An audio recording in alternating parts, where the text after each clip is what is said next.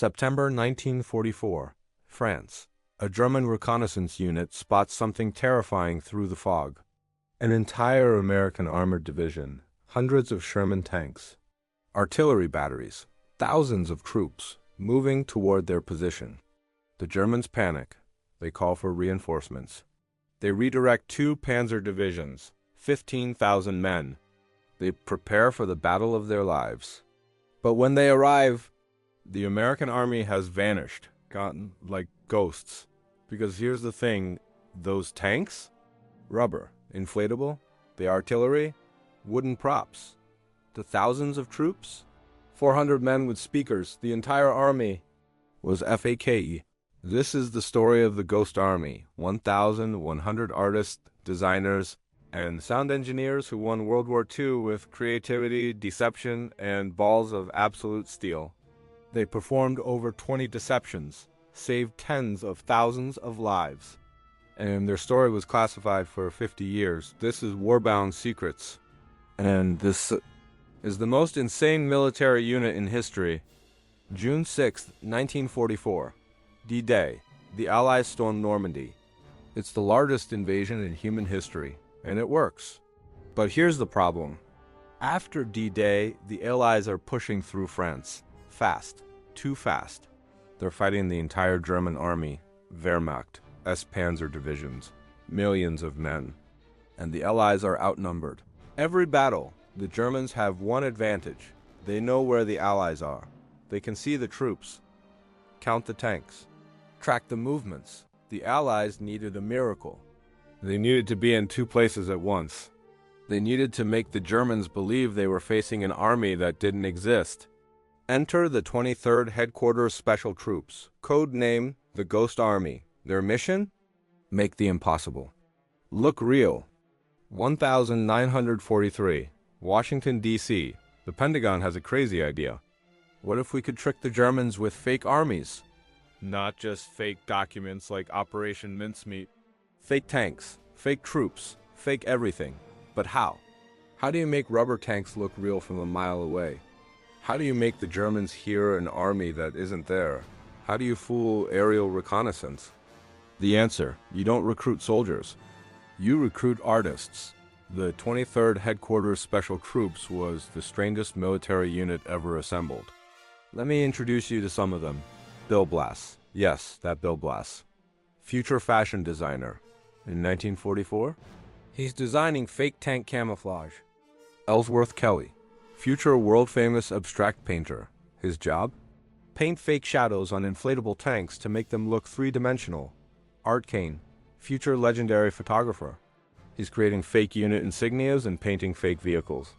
These weren't soldiers pretending to be artists. They were artists pretending to be soldiers. The Ghost Army had 4 specialized units. 1. The 603rd Camouflage Engineers. They built the props, the fake tanks, the fake artillery, the dummy planes. TWO. The 3132nd Signal Service Company. Sound engineers. They recorded actual tank sounds and played them through massive speakers to simulate armor movements. 3. The Signal Company Special. Radio operators. They sent fake radio messages to create fictional units. 4. The 406th Combat Engineers. They created fake tracks in the mud, fake campfires, fake supply dumps. Every tiny detail. Together, 1,100 men. Average age, 23 years old. Most had never fired a gun in combat, but they were about to fool the entire German army. But creating fake equipment is one thing. Making the Germans believe it? That's where it gets insane. Let me show you the arsenal of the Ghost Army. This is insane. The inflatable tanks, these weren't toy balloons. These were military-grade inflatable Sherman tanks, made of rubber. Each one weighed 85 pounds. Could be inflated in 15 minutes by 2 men. From a distance of 100 yards, looked completely real. From 200 yards, perfect replica. But here's the genius part. They didn't just inflate them and walk away. The artists painted shadows on them. Mud streaks, fake damage, wear and tear. They made them look USED. German aerial reconnaissance would photograph them. Intelligence officers would count them. The Americans have 200 tanks in this sector. No, 4 men with an air pump. The sonic deception. This is where it gets wild. The 3132nd Signal Service Company had a secret weapon, the sonic car. Picture this. A half-track vehicle equipped with massive speakers. Each speaker weighed 500 pounds. Could project sound up to 15 miles. They recorded actual tank sounds, engine noises, treads on different terrain, soldiers shouting commands, equipment clanging. Then they'd park these vehicles 3 miles behind the front line and blast the recordings at full volume. German listening posts would hear it. Enemy armor is massing for an attack. No armor, just a recording. The radio deception. The Signal Company Special created entire fictional divisions through radio chatter. They'd send fake messages. This is 2nd Armored Division, requesting ammunition resupply at grid coordinates ... This is 5th Infantry. We need air support at ... single quotes. The Germans were intercepting these messages constantly. They plot them on maps. The Americans have a massive force building in this area. Fiction. All fiction.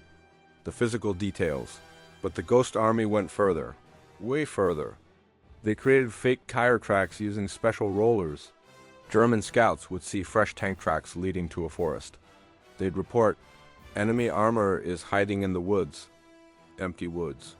They built fake supply dumps, stacks of crates, fuel barrels, all empty or fake. They hung laundry on clotheslines to simulate a battalion camping. Who fakes laundry? They painted fake unit patches on vehicles. The Germans would identify the units. Oh, the 2nd Armored Division is here. That division was actually 50 miles away. Every deception used all of these techniques together. Visual, audio, radio, physical. It was TOTAL theater. And the artists? They performed. They'd drive around in jeeps wearing fake officer uniforms. They'd go to local bars and loudly discuss their division's plans, knowing German spies were listening. They were actors. On the deadliest stage in the world. Okay, the tools are incredible. But would it actually work in combat? Would German commanders fall for rubber tanks? Would soldiers die for this deception to succeed? June 1944, 2 weeks after D-Day. The Ghost Army arrives in France. Their first mission. Operation Elephant. The real 2nd Armored Division is exhausted. They've been fighting nonstop since D-Day. They need to pull back, rest, rearm. But if the Germans realize the 2nd Armored has left ... they'll attack. They'll break through. Thousands of Allied soldiers will die. The Ghost Army's job become the 2nd Armored Division. June 15th, night falls. The real 2nd Armored starts pulling back, quietly, under cover of darkness. As they leave, the Ghost Army moves in. Within 6 hours, they deploy. 200 inflatable tanks, 50 fake artillery pieces, sonic trucks playing recorded tank sounds, radio operators transmitting as the 2nd Armored dummy soldiers patrolling the perimeter, and then they perform. They drive jeeps around constantly, kicking up dust, making it look like heavy activity. They'd play recordings of tank maintenance, engines revving, metallic clanging. Radio operators send dozens of messages. This is 2nd Armored, requesting fuel delivery ... single quotes. The artists painted fresh mud on the inflatable tanks every morning, so aerial reconnaissance would see fresh activity. For 6 days, 400 Ghost Army soldiers pretended to be 15,000 men. Result? The Germans never attacked. They believed the 2nd Armored was still there, strong, ready. Meanwhile, the real 2nd Armored rested, rearmed, and came back stronger. The Ghost Army had pulled it off. Their first operation was a success. But here's the terrifying part. They were just getting started, because the Ghost Army's next mission would be far more dangerous, and this time, they'd be within miles of German troops, close enough to be spotted, close enough to die. March 1945. The Allies are about to cross the Rhine River, the last natural barrier before Germany's heartland. Field Marshal Bernard Montgomery is planning a massive crossing. The British 21st Army Group, thousands of troops, hundreds of tanks. The crossing point, Wesel, Germany. But Montgomery has a problem. The Germans know this is coming. They're fortified, waiting. Artillery zeroed in. Machine gun nests, minefields. If the Germans concentrate ALL their forces at WESEL ... it's going to be a bloodbath. Montgomery needs a diversion. He needs the Germans to think the real crossing is happening somewhere else, 30 miles south at Wiersen. He calls the Ghost Army. The mission: make the Germans believe an entire American Army Corps is preparing to cross at Wiersen.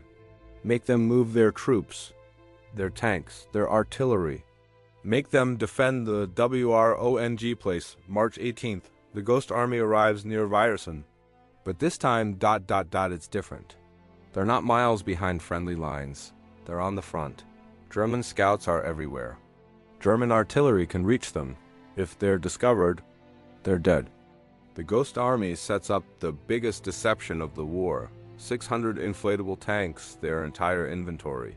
100 fake artillery pieces, dozens of dummy supply dumps, fake pontoon bridges made of wood and canvas. Sonic trucks running 24/7s, radio traffic simulating THREE divisions. They worked at night. Why? Because if Germans got close during the day, they'd see the rubber tanks, the wooden guns. Every dawn, they'd camouflage everything, make it look real from the air. Every dusk, they'd come out and move equipment, creating the illusion of an army preparing for an assault. But here's where it gets insane. The Germans started shelling them. Real artillery, real explosions, real danger. The Ghost Army couldn't shoot back. Why? Because if they fired weapons, the Germans would hear the sounds were coming from the WRONG caliber, from the wrong positions. So they just took it, they hid, they prayed, and they kept performing. One soldier later wrote in his diary, "We're sitting here with rubber tanks while German 88s are landing 50 yards away. This is the most terrifying thing I've ever done." For 10 days, they maintained the illusion. Result?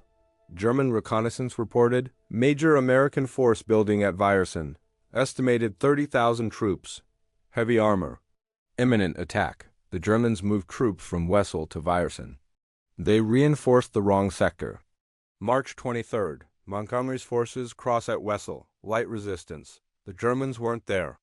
The crossing was a success. Casualties were 80% lower than expected. All because 400 artists with rubber tanks fooled the Wehrmacht. But the Ghost Army wasn't done. Their most creative operation was still to come, and this one would save an entire city. November 1944. General George S. Patton's Third Army is driving into Germany fast. Aggressive. Classic Patton. But he has a problem. His southern flank is exposed. If the Germans attack from the south, his entire army could be cut off, surrounded, destroyed. Patton needs troops to defend his flank, but he doesn't have extra troops. Everyone is committed to the offensive. He calls the Ghost Army, the mission. Create a fictional, the 9th Army Corps on Patton's southern flank. Make the Germans believe there's a massive American force protecting the south. Keep them from attacking. The Ghost Army deploys near Metz, France. They create their most elaborate deception yet. They don't just deploy fake tanks. They create an entire lifestyle. They set up fake headquarters buildings with guards at the entrance, officers coming and going. They hung fake antennas on buildings to simulate a communications hub. They created a fake motor pool with hundreds of vehicles, empty frames covered in tarps. They painted fake road signs directing to fictional units. The 9th Corps' HQ 2 miles. They had soldiers walking around in dress uniforms with the 9th Corps patches, and then they invited the press. War correspondents were brought in. They interviewed soldiers from the 9th Corps. They took photos. They wrote articles. Those articles were published in Allied newspapers. The Germans read Allied newspapers. They saw the 9th Corps has taken up positions south of Metz. The Germans believed it. They didn't attack Patton's flank. The Ghost Army had learned something crucial. The best deception isn't just visual. It's psychological, social, cultural. You don't just fool the German military. You fool their entire intelligence apparatus, their spies, their news analysts, their generals reading reports. You create a lie so big, so detailed, so real that nobody questions it. But every success brought new dangers because the Ghost Army had a target on their back. German intelligence was getting suspicious. They were starting to ask questions. And if they figured it out, the Ghost Army would be hunted. Here's what they don't tell you about the Ghost Army. It wasn't safe. It wasn't fun. It was terrifying. These men weren't combat infantry. They were artists, designers, sound guys. Most had minimal weapons training, but they operated on the front lines, sometimes ahead of the front lines. They couldn't defend themselves properly. If they fired too many weapons, the Germans would know something was wrong. The sound signature wouldn't match, so when they were shelled, they just had to take IT. When German patrols got close, they had to hide. And if they were captured, the Geneva Convention doesn't say anything about fake armies. Were they soldiers? Spies? The Germans could legally execute them. Several Ghost Army operations came terrifyingly close to disaster. During Operation Weihrufen, a German patrol got within 300 yards of the inflatable tanks. The Ghost Army soldiers laid in ditches, silent, while Germans walked past the rubber Shermans. If one German had touched a tank, if one had looked closely, they would have all been killed or captured. The Ghost Army had casualties. Not many, but they had them. Private Harold Dahl was killed by German artillery during a deception operation. Several others were wounded by shrapnel, mortar fire, and stray bullets. They received nitrogen monoxide credit during the war, nitrogen monoxide medals. No recognition. Why? Because the operation was classified. Imagine that. You risk your life. Your friends die, and you can't even tell your family what you did. One soldier wrote, "We're dying for an army that doesn't exist, and nobody will ever know." But they kept going. Mission after mission. 21 total operations. Why? Because they knew. Every fake army they created saved real soldiers. Every German division they fooled was a division that wasn't killing Americans. They were saving lives with art, with creativity, with courage. But the war was ending. Germany was collapsing. And soon, the Ghost Army's story would be buried deeper than any operation they ever performed. May 8, 1945, Germany surrenders. World War II in Europe is over. The Ghost Army had performed 21 deceptions, fooled the Germans dozens of times, saved an estimated 15,000 to 30,000 Allied lives. They'd been brilliant, successful, heroes. And then they were ordered to be silent. The U.S. military classified everything about the Ghost Army, top secret. Not to be discussed, not to be revealed, ever. Why? Because they wanted to use these tactics AGAIN in future wars, Korea, Vietnam, Cold War operations. If the Russians knew about inflatable tanks, if the Chinese knew about sonic deception, the tactics would be useless. So the Ghost Army soldiers went home, back to civilian life, and they couldn't tell anyone what they'd done. They couldn't tell their wives, their children, their friends. At family dinners, when someone asked, "What did you do in the war, Dad?" they'd say, "I was in France. Did some ... stuff. Not exciting." Meanwhile, Bill Blass became a world-famous fashion designer. Nobody knew he'd designed tank camouflage. Ellsworth Kelly became one of the most important abstract painters of the 20th century. Nobody knew he'd painted fake shadows on rubber tanks. Art King photographed everyone from Bob Dylan to Aretha Franklin. Nobody knew he'd created fake military insignias. They lived double lives, famous in civilian life, anonymous in military history. For 50 years, the Ghost Army remained classified. Family members found clues. Cryptic references in letters, mysterious photos, but the soldiers wouldn't talk. They'd signed oaths, they kept their word. Some died without ever telling their families, but secrets don't stay buried forever. And when the truth finally came out, it changed how we understand World War II, 1996, 51 years after the war ended. The U.S. Army finally declassifies the Ghost Army files. Why? because all the tactics were obsolete. Satellite surveillance made inflatable tanks useless. Digital communications made radio deception impossible. The Ghost Army's methods belong to history. Now their story could be told. Journalists started investigating. Historians started interviewing the surviving veterans. Most were in their 70s and 80s. Some had already died. Rick Bayer, a filmmaker, started documenting their stories. He interviewed dozens of Ghost Army veterans. What he found was shocking. These men, who'd been silent for 50 years, poured out their stories. They showed him photographs they'd hidden for decades, sketches they'd made of the fake equipment, diaries they'd kept secretly. They talked about the fear, the pride, the absurdity of fighting a war with rubber and creativity. One veteran, Jack Massey, said, "I was more scared than any infantryman, because if the Germans figured out we were fake, we were dead, we had no defense." Another, Harold Lehner, said, "We saved thousands of lives, and nobody knew. That's okay." We knew. In 2013, Rick Bayer released a documentary, The Ghost Army. In 2019, Congress introduced a bill to award the Ghost Army the Congressional Gold Medal, the highest civilian honor. March 2022, President Biden signed the bill. The Ghost Army received the Congressional Gold Medal. 77 years after they risked their lives, they finally got recognition. But by then, most were dead. Only a handful of veterans attended the ceremony. Bill Blass died in 2002, never publicly acknowledged for his war service. Ellsworth Kelly died in 2015. The art world knew his paintings. Few knew his camouflage. Of the 1,100 Ghost Army soldiers, fewer than 10 are still alive today. What's the legacy? What did we learn? And what secrets might still be hidden? The Ghost Army proved something revolutionary. Creativity can be as powerful as firepower. Think about it. 1,100 men with art supplies, rubber, and speakers did the work of 30,000 combat soldiers. They didn't fire a shot. They didn't drop a bomb. They created, and they won. Modern warfare.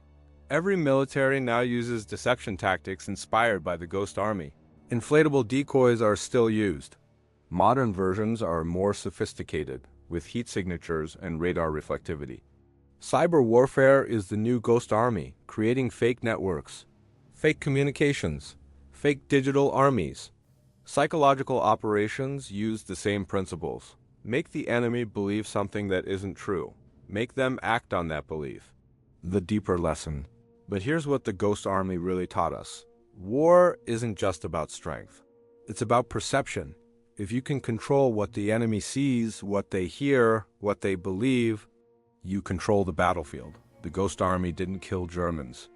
They confused them, misdirected them, made them waste resources defending ghosts. And in war, that's sometimes more valuable than victory in battle. The Ghost Army were artists who became warriors. Or maybe they were warriors who used art. Either way, they proved that creativity, intelligence, and courage can change the world. 1,100 men, rubber tanks, speakers, paint.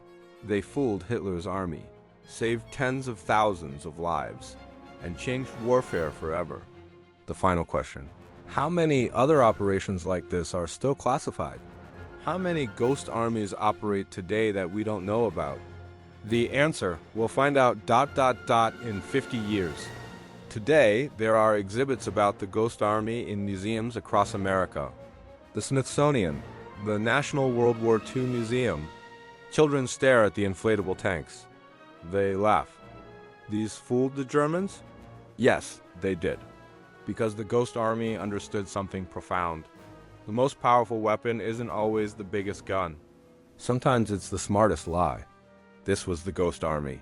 1,100 artists, designers, and sound engineers who won World War II with creativity, who saved thousands of lives with rubber and paint, and who stayed silent for 50 years about the most incredible deception in military history. I'm Warbound Secrets, and this story proves that sometimes the greatest warriors never fire a shot. The Ghost Army used sound to fool the Germans. But they weren't the only ones using audio deception in W2. In my next video, I'm going to show you Operation Fortitude, the massive deception that convinced Hitler the D-Day invasion was coming at the wrong beach. Fake armies, fake radio traffic, and a fake general named George S. Patton leading a ghost invasion force. It was bigger than the Ghost Army, and even more insane. Click the video on screen, subscribe for more untold war stories, and I'll see you in the next one.